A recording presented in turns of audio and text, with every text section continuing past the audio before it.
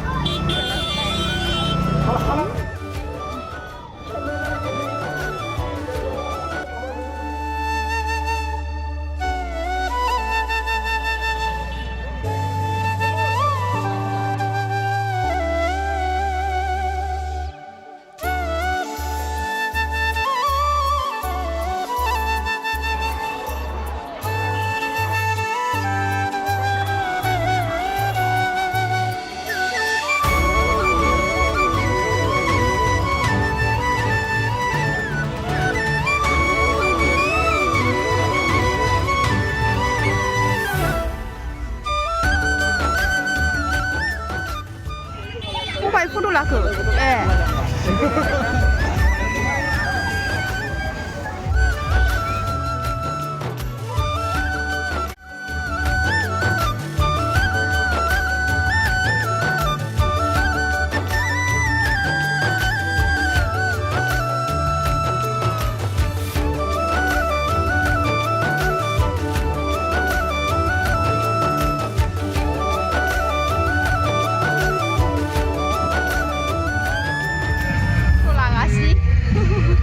दामनायजों रायलायबाबो जेबो खोनाया।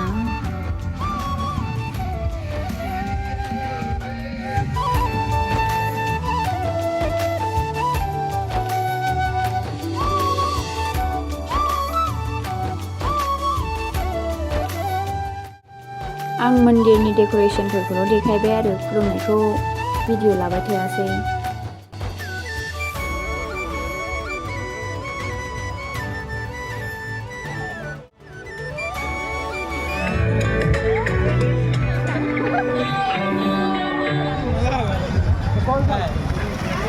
थांबाय थांबाय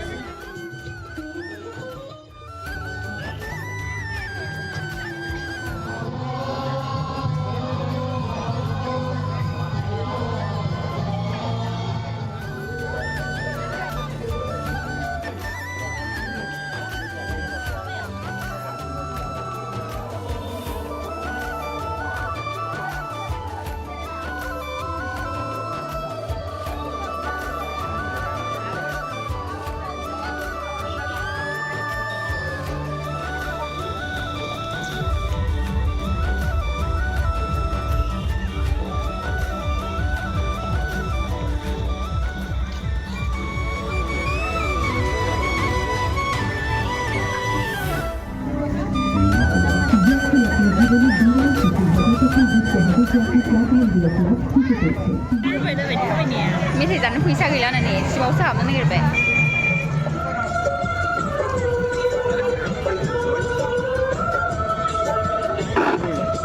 जानो गैथारा आधाल'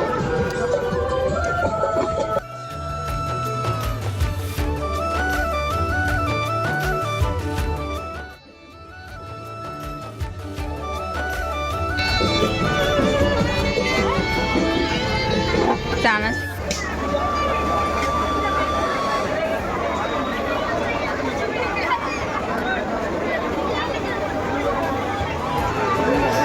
जुलाफि दाम खमायगासिनो मेथाइ लानानै न'आव थांनोसै मोनाबायबो ना गिदिं गिदिं